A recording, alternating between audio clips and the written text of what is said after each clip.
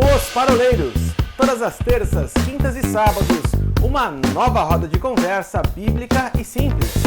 Vambora, que hoje é dia de paródia. Olá pessoal, tudo bem com vocês? Bem-vindos mais uma vez ao canal Os Paroleiros. Estamos aqui há 86 semanas, falando de uma forma simples, descontraída e, por que não, divertida, a respeito do reino de Deus e a sua palavra. Mente brilhante, oráculo e decano, aqui já há algum tempo, batendo um papo bacana com você dentro desse mês, a respeito de batalha espiritual. E tá aí uma coisa bacana, hein, gente? Estamos conseguindo falar de um tema, por que não, agressivo, de uma forma leve, uma forma divertida, de uma forma que as pessoas possam entender. Falamos no primeiro bloco a respeito, dentro desse assunto, desse tema, né, o poder da palavra, falando um pouquinho sobre a pessoa de Cristo, que é o Verbo, né, e a importância da gente trazer à existência as coisas que não existem por meio da fé e a importância da gente verbalizar aquilo que nós cremos. Nesse segundo bloco aqui, nós vamos fazer um bate-bola bem bacana.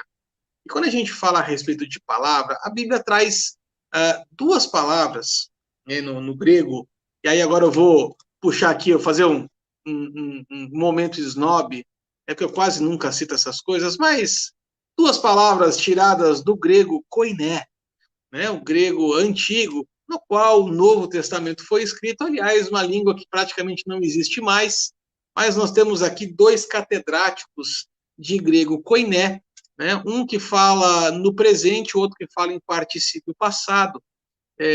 Vamos falar um pouquinho sobre essas duas palavras que a gente vê quando a gente fala a respeito de palavra. Uma palavra é a palavra logos e outra palavra é a palavra rema. Existe uma diferença muito grande entre logos e rema, né? Primeiro, aliás, em João 1, nós vamos ter lá o texto, quando cita o verbo, cita a palavra logos. Então, a gente pode... como é que a gente pode trazer essa explicação da palavra logos? Vou puxar primeiro o nosso catedrático em grego, o nosso querido oráculo. Oráculo, o que você pode falar a respeito de logos? De maneira bem simples, logos significa a palavra escrita. Quando a gente fala de palavra escrita, nós estamos falando de algo sólido, né? De algo concreto, de algo que foi transmitido, de algo que foi conhecido. Não à toa, então, no Evangelho de João, nos primeiros capítulos, no primeiro capítulo, aliás, os primeiros versículos que foi citado pelo Will no bloco anterior, a palavra ela comete até uma redundância. Isso é muito comum no grego, né? Quando João escreve que o Verbo se fez carne e habitou entre nós, né? Por que eu digo que comete uma redundância? Porque o verbo ele já é algo exposto, né? O logos já é algo exposto, já é algo que é trazido ao conhecimento. Mas João ele amplia o sentido do logos quando ele diz o logos se fez carne e habitou entre nós, né? Como que diz assim, ele não foi apenas conhecido por ser lido, mas ele foi conhecido por ser visto, testemunhado, tocado. É o concreto mais concreto. Agora, o que o logos é em referência ao rema? Porque o rema, diz respeito a uma palavra revelada, diz respeito a uma palavra que pressupõe a fé dentro daquelas perspectivas de Hebreus capítulo 11, versículo 1. Certeza de coisas que não precisam ser constatadas, certeza de coisas que não precisam ser sólidas à frente dos meus olhos, mas que é gerado por uma convicção dos fatos que são, daquilo que é fato, mas daquilo que eu não vejo, né? Jesus se fez carne e habitou entre nós. Essa é uma verdade para o período bíblico. Mas é uma verdade para mim que Jesus se fez carne e habitou nesta terra. E que hoje ele habita através do Espírito. Isso é o quê? Rema, né? Então, qual a relação do rema com o logos? o Logos fundamenta o Rema. O Rema jamais vai contradizer o Logos. Então, o Logos é algo que, de fato, é escrito. Por isso que toda revelação que está fora da palavra não é revelação, é demagogia, é doutrina estranha, é fogo estranho, né? Qualquer rema, entre aspas, tá? Porque não vai ser rema. Qualquer rema, qualquer revelação que não tenha fundamento no Logos, naquilo que está escrito, é uma mentira, é um equívoco, é um engano, né? Então, a relação dessas duas dimensões de palavra, né, da palavra Logos e da palavra Rema, é justamente essa. Eu acho que de uma maneira bem simples, para ficar marcado no nosso ouvinte, naquele que nos assiste, Arthur e Will. O Logos fundamenta o Rema, né? O verbo, a palavra escrita, fundamenta a palavra revelada. Por isso, né, deixa eu só fazer um adendo, por isso é tão importante a gente levar em consideração o resgate da exposição bíblica e não das pregações dos achismos e das autoajuda gospel que a gente tem visto, nos autoajudas gospel que a gente tem visto nos dias de hoje. Lá em João 6,63 vai dizer que a palavra de Deus ela é espírito e vida, né? E quando nós falamos sobre a armadura de Deus, nós falamos sobre a espada do Espírito. Nós deixamos passar a largo um esclarecimento interessante, porque quando Paulo está olhando para o soldado romano e ele vê a respeito dessa espada, a espada que ele está vendo é como se tivesse um formato de uma ágata. Não sei se vocês têm isso em mente. A ágata, ela é uma espada que ela tem 2 gumes. Então, e ela é meio que chanfrada, assim, chanfrada, sei lá como fala essa palavra, porque a ideia era do soldado enfiar a espada, girar e puxar. É nojento isso, né? E isso daí nos dá uma percepção de quão mortífera é a palavra no âmbito da batalha espiritual. Porque o que Paulo, né, o autor de Hebreus, está falando, o autor de Romanos está falando, quando ele pega essa palavra, ele vai, que é em Hebreus capítulo 4, verso 12, se eu não me engano, ele vai falar que a palavra de Deus ela é viva e eficaz. E aí, quando ele entra com essa palavra, ele entra com essa palavra que outrora era Logos, e ela foi revelada no âmbito de uma batalha espiritual, e ela entra no inimigo, ela puxa algo de dentro, de tal forma que o espírito e vida vai fazer com que a vitória venha sobre a sua vida. Isso é muito forte. Por quê? Porque quando nós entendemos o que a palavra de Deus significa para nós vamos entender que não é simplesmente uma Bíblia. Não é simplesmente, e aí falando sério aqui, a gente fala muitas vezes aqui de as brincadeiras sobre versões, traduções e tudo mais, mas a Bíblia que você tem na tua mão, ela é uma adaga, ela é uma espada afiada de 2 gumes, que quando você tem aquela revelação, você já parou para pensar, quando você está numa sinuca de bico, vamos dizer assim, você está numa situação adversa, você não sabe o que você vai fazer.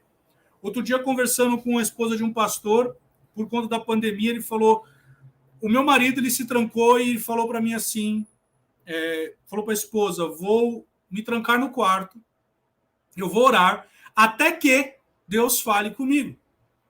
E Deus trouxe uma palavra revelada para ele, ou seja, uma adaga veio na mão dele, para que ele se levantasse naquele momento contra o inimigo da fé, que se levantava e trazendo a incredulidade. Então, quando nós temos o conhecimento revelado da palavra, e de acordo com o que o Paulinho falou, ou seja, não indo nem a quem e nem além da palavra, mas aquela palavra revelada, sabe? É aquilo que a mulher, ela estava passando por muita necessidade. O profeta chega diante dela e fala assim, olha, vai lá e faz um bolo para mim. Ela fala, você está louco? eu só tenho uma porção de farinha. Ela não tinha dado conta, ela não tinha discernido que o rema estava diante dela para trazer para ela um momento de prosperidade. Porque ele fala assim, até que voltasse a chover sobre a terra, não faltou farinha e azeite sobre a sua panela. Veja, uma adaga foi dada para ela, porque se levantou a miséria, se levantou a fome, se levantou a mortandade, mas a vida chegou diante dela. Olha aí, o espírito e vida vindo ao encontro dela. Então, é tão importante nós termos o conhecimento, por isso que Paulo fala de nós guardarmos o bom depósito, porque quando nós temos o bom depósito guardado, como diz o irmão Reagan, em uma de suas obras, ele fala assim, que você, quando estiver tão cheio da palavra, no momento da pressão, essa pressão, quando vier sobre você, você só vai exalar a palavra. E você vai estar lá orando, e você vai estar lá jejuando. Ei, nós já estamos falando da próxima parola aqui. E aí você vai estar ali naquele momento, e o Espírito Santo vai te dar estratégias vindo do alto, porque a adaga vai ser dada na sua mão. Ei, você que está nos ouvindo, falo agora pelo Espírito de profecia. Falo para você que estratégias de Deus virão sobre a sua vida, porque o bom depósito está guardado. E aí o Senhor ele vai liberar uma palavra sobre você, de tal forma que você vai viver e experimentar o que Paulo fala, que você caminha em triunfo em Cristo Jesus. Mas é aí que está Lucas 6,45, a boca fala do que o coração está cheio. Né? É aí que está a importância, Will, de eu estar cheio de logos, para que o logos fundamente o rema, para que o logos ele sirva de fundamento para o entendimento da aplicação. Para que a palavra serve? Ela serve para incitar comportamento, ela serve para ser aplicada. A palavra mesmo fala que a letra mata, mas o espírito vivifica. O que isso quer dizer? Que se a palavra for só letra, ela não tem o poder vivificador de transformar a ação proposta naquele logos em comportamento, né, em testemunho. Agora, o que vai vivificar, o que vai dar vida àquilo que eu conheço como conteúdo? Né? O que vai provocar vida nesse logos? É o Espírito, e aí entra, então, rema em funcionamento. A partir do momento que eu encho meu coração de logos, que eu encho meu coração de palavra, de conhecimento. Conhecimento não é só importante, ele é indispensável. Conhecereis a verdade vos libertará. A partir do momento que eu encho meu coração de conhecimento, eu estou enchendo a minha vida de subsídio para que o Espírito transforme o conhecimento em rema. Transforme a letra em ação, em atividade, em caráter. Faça funcionar aquela palavra na minha vida. E aí a gente vê a diferença de uma palavra morta para uma palavra viva, vivificada pelo Espírito. O logos fundamenta o rema. Falar uma coisa aqui, ó. Uma coisa até que o Cinho citou. Você não vai falar porque você acabou de falar que Paulinho roubou a tua fala. Não, é que agora eu vou ampliar, na verdade. Eu vou puxar na memória aqui, Wilson, a tua fala a respeito da tentação de Jesus, né, no deserto. Satanás, ele tentou Jesus com a própria palavra. Não sei se você... não mostra aqui a nossa fala escondida, poxa, gente. Para você que está nos acompanhando aqui e não sabe o que está acontecendo, enquanto a gente está gravando aqui a parola... Você roubou a minha fala. Ele está cheio de mágoa contra mim. Não perca a parola número 90, onde nós falaremos sobre liberando perdão na vida do nosso irmão.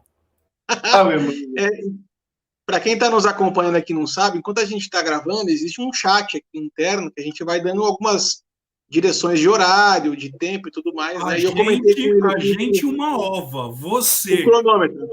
Só você. Eu sou o velho chato. É isso aí. Mas o que eu ia... Eu sou o velho da van. Eu vou falar aqui. Então, assim, Satanás tentou Jesus com a palavra. se vocês forem ver, as 3 tentações de Satanás sobre Jesus foi citando a palavra. Então, assim, se tem alguém que conhece a palavra de cabo a rabo, de cor e salteado, é o próprio Satanás. É o próprio inimigo. E se nosso conhecimento de palavras se restringir simplesmente a memorizar, talvez a nossa fala seja igual do próprio Satanás, quando a gente pega a palavra e joga contra o nosso irmão como forma de juízo. E aí, eu estava pensando a seguinte coisa aqui enquanto você falava, Paulinho.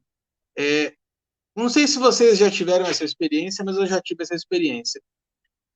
De pegar uma receita de alguma coisa e só lendo a receita tentar fazer.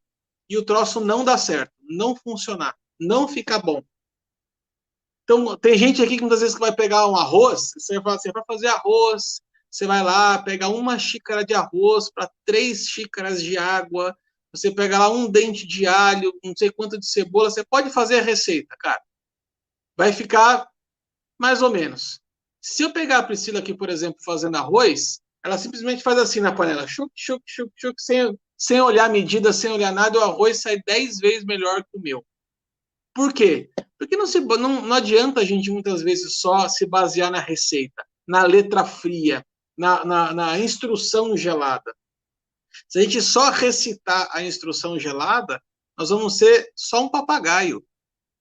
A gente não vai usar a palavra com todo o poder que ela tem. E esse poder só é ativado a partir do Espírito Santo.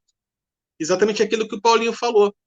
Muitas vezes a gente tem só recitado receita e não tem usado a ativação do Espírito Santo, que é aquele dom, né, que as pessoas têm para fazer arroz sem receita, muitas vezes, né? Mas segue aí, meninos. Eu só queria embrulhar o que você falou, já que você ficou com receita de arroz aí, e obrigado, Deus, pelo livramento de não deixar eu comer o arroz da Priscila, e lembrar aqui, e dar uma base bíblica, né, para você que está nos ouvindo aí, daquilo que o Arthur falou, né? Em Tiago 2,19 diz assim: tu crês que há um só Deus, faze bem, também os demônios creem e estremecem.